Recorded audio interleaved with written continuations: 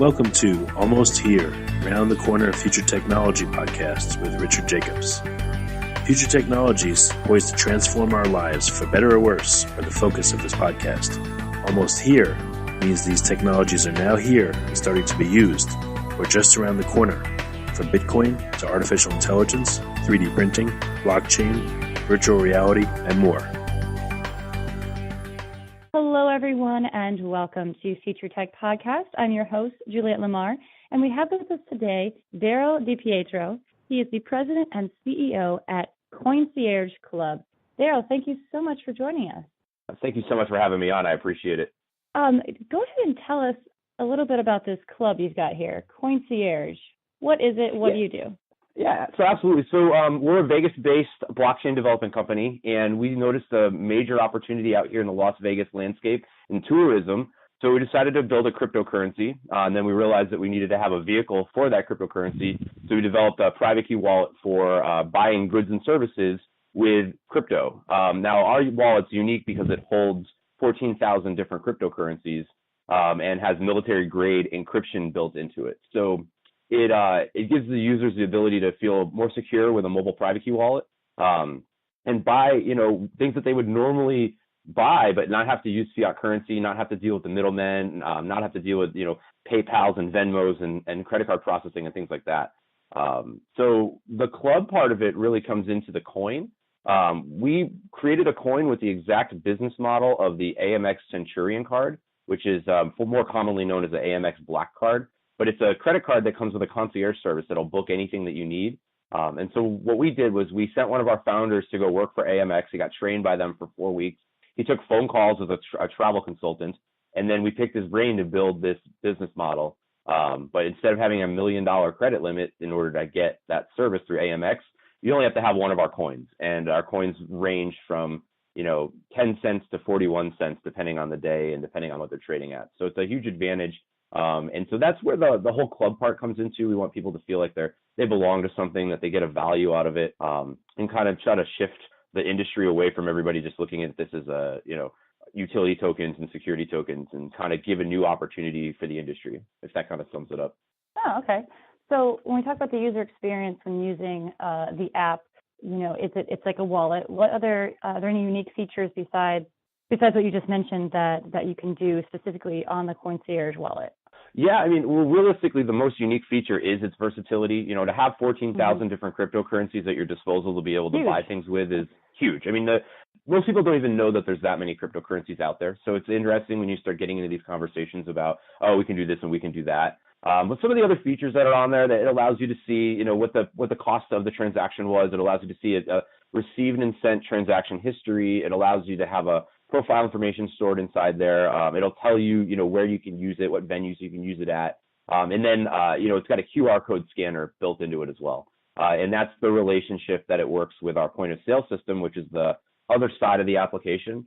And so for the user side, they download the wallet. For the vendor side, they're going to download our vendor portal. And the vendor portal is a point of sale system that allows users to create custom QR codes, ring up multiple items, have additional line items added to the checks or the receipts. They can also split tabs. And eventually we're going to work it into being able to track inventory and track, work hours and employee hours and things like that. But so those are kind of some of the unique features that we have right now, is our ability to, send these 14,000 different cryptocurrencies and allow people to really use this money that most people say the biggest issue with the industry is you can't spend it. And we created a way for you to do so, and it made it efficient for everybody to have. And you spoke for a moment about military-grade security, or am I saying that right?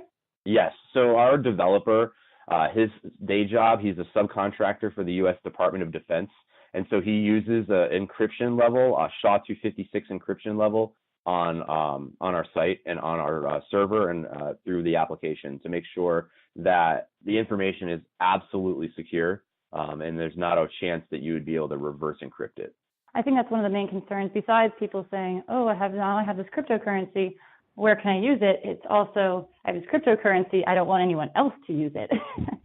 Absolutely. And then that was our big concern as well, is if you're broadcasting this information over the web, because obviously these devices need to communicate, how are we going to protect people's information? And realistically, almost everything is centric to the node. So the security level of the information is mostly centric to the node. There's not that much information that actually gets passed to the mobile device. So as far as like being hacked or anything like that, like it's not a big concern. Obviously, if you lose your phone and someone's able to hack your, PIN code or your pattern to get into it, then I mean that's kind of susceptible to any industry.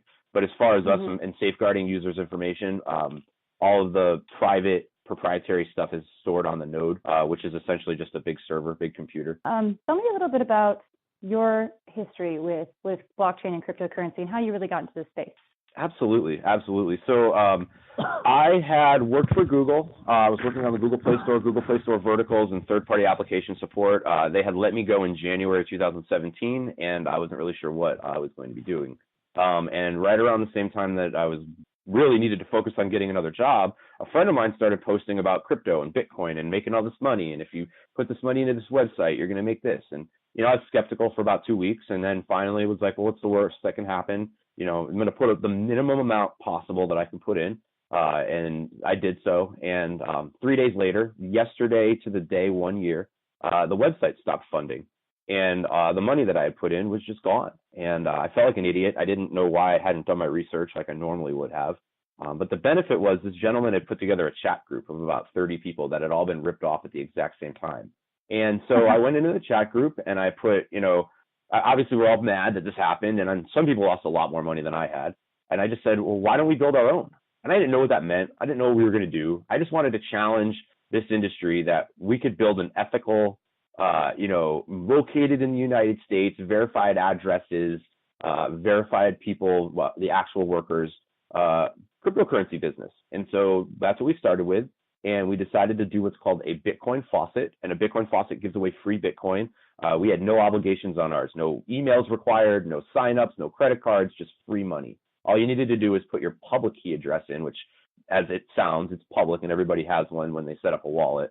And you can collect free crypto. And while we did that, we also set up a PHP bulletin board, which allowed users to go in and ask questions in an open format, so that you were getting legitimate answers. And if there was somebody that had mentioned or talked about something scammy or had said something that we didn't like, we would call them out on it. Not delete it, not censor it, but call them out on it and make them, explain themselves. And usually that is better than deleting it in itself. And then on top of that, we started writing blogs about the different projects that we were reviewing, regardless if it was a success, if it was a failure. We went and dove right into some of these different lending platforms, ICOs, tokens, and wallets to give users all the information that they needed so that they didn't get ripped off.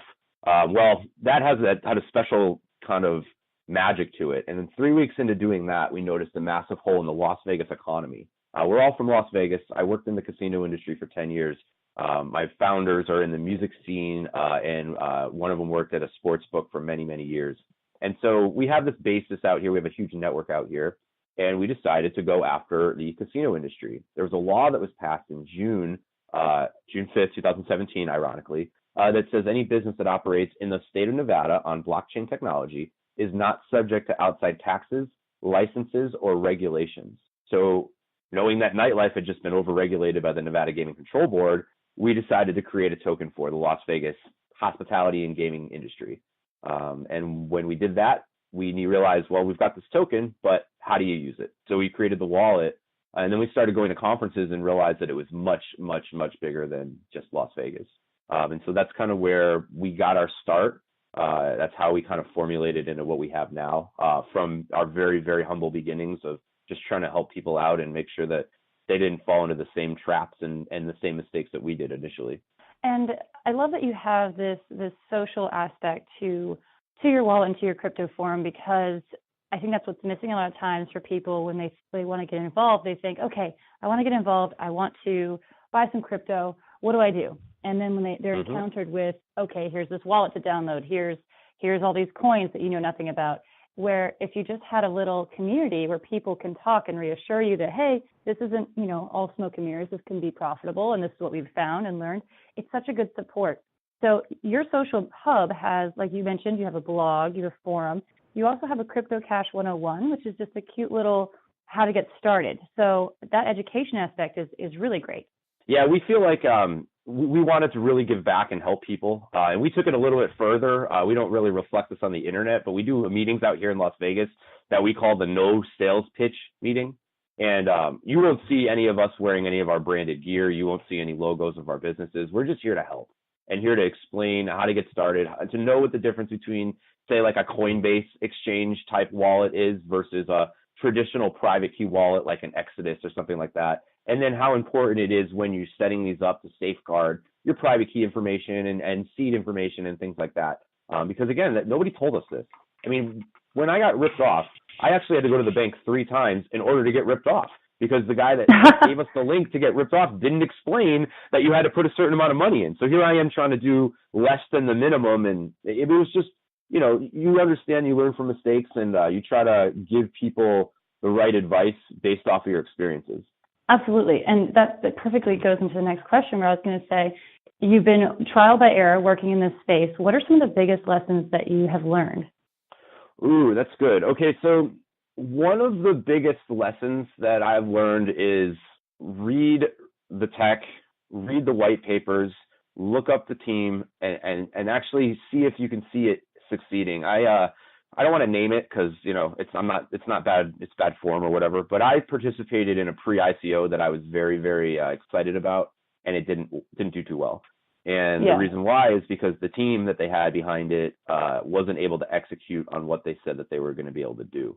And so regardless of how awesome an idea is, if the team there isn't there, or the technology isn't there, or it's so far reaching that it would take 20 years for them to accomplish, I mean, you got to walk away. You got to not put your money into it or proceed with extreme caution with something like that. So that's probably one of the bigger lessons. And then also just, treat everybody with the same respect, obviously, that you'd want to. Everybody in this industry, or not everybody, but a lot of people in this industry are coming from a different industry and they're experts in that field. And so just because you might not be a computer programmer or a computer scientist doesn't mean you might not be able to create the next blockchain solution. So hear everybody out, respect everybody's time, because you never know who you're going to be talking to. I mean, again, I worked in the nightclub industry for 10 years, and now we have one of the fastest technologies on the planet for moving information and currency. So it just goes to show you can't really judge a book by its cover. A lot of the same rules of life apply to crypto as well, and to this space in general. Just be a good human. So how do people set up an account and just get started with this? Okay. Yeah. So you can go to the Google Play Store right now and download Coincierge Club application. Once you download the application, you will actually create an account. At that point, all you have to do is just record or store your private key information somewhere safe, because if you ever lose your account or lose access to your account, then you'll be able to restore that account. So once you have that, you can transfer currency in, or you can go to our website and purchase some of our coins off the website. Very cool. And, in this space where there's a lot of unknowns, and I mean, for me, when I think about cryptocurrency, and the keys are what really gives me anxiety, it's like, don't lose this ever, but then also you can't keep it anywhere. Someone else could find it. What keeps you motivated in a space that is still kind of the Wild West? Ooh, okay. So I think that's what keeps me motivated. It's this opportunity that I feel like I've read about in history or witnessed as I was a young child. These different revolutions that have happened. I watched the computer revolution happen, video game revolution happen. I watched the cell phone industry start up. I saw the .com industry start up. And I was just too young to have anything. I was a kid, and there was no way I was going to start a company in those. And then with social media, I was just distracted in my professional career at the time. So the fact that the way this all played out, that I was looking for something to do as far as, a job or a career, and had the time to be able to invest into this. And then also had the backers that believed in the vision that we had to put up the capital to start this business. Those are some of the other things that, with the Wild West aspect of this, it takes a certain kind of person to want to proceed. Yeah, you've got to have the guts, really, which I think is why people are afraid of decentralization in general, because people don't want to take full responsibility for their own things, for their own finances, for their own career paths, it's much easier to have someone else deal with it and then blame them if something bad happens. But with blockchain and with crypto and all that, it's all on you. And I think that there's going to be a shift once the value starts being provided from some of these projects that are out there. Once you start seeing the different unique applications that are supposed to be launching, and I'm not just with currency, but with everything, people will start to want to come around and utilize the distributed ledger technology and use this decentralized system of proof of consensus to come to agreements on things. I mean, it's perfect. I mean, I don't think that there's another system out there that can truly be trusted the way blockchain technology can. Well, yeah, it's non-erasable. It's forever. Mm-hmm. Yep. Once it's confirmed, it's forever. Yep, you said it right. Non-hackable, non-refutable, cannot be reversed, manipulated. So it's amazing, and I'm just blessed to be in the space, to be fair, because it kind of just fell right on our lap at the exact right time. Do you think that's also one of the other reasons why maybe a lot of people, not people, but companies and people might not want to jump in to blockchain and to crypto because it is so transparent and it is forever? So if you did mess up, there's no talking your way out of it, per se.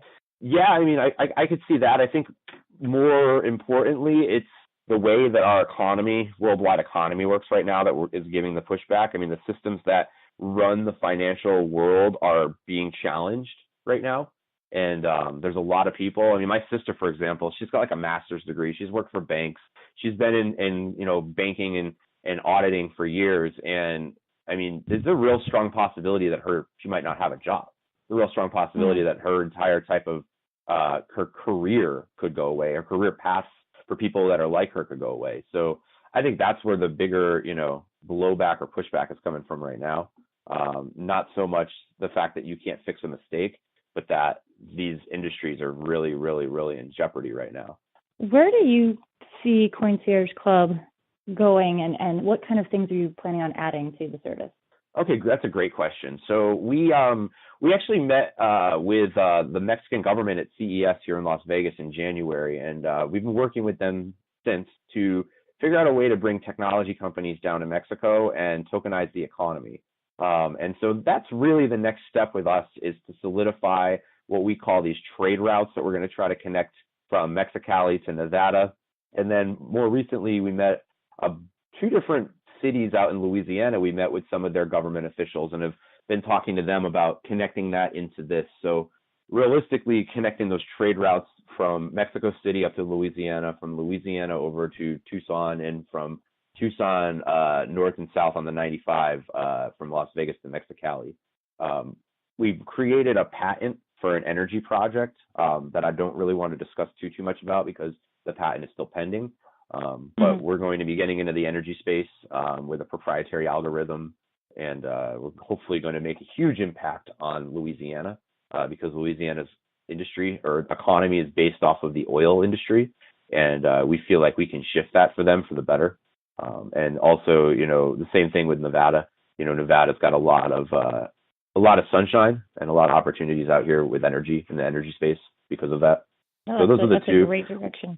Yeah, no, we want to take advantage of that. We definitely want to work with governments. My father is going to be an asset to this because he has worked in government before, both as a fireman and also as a town councilman. So he's got the knowledge for what we need to accomplish out here in Nevada. That's excellent. So where's the best place for people to find you, to connect, to get involved with your social hub? Give us I mean, we have our traditional social media channels. You can reach out on Coincierge Club or Crypto Cash Hub.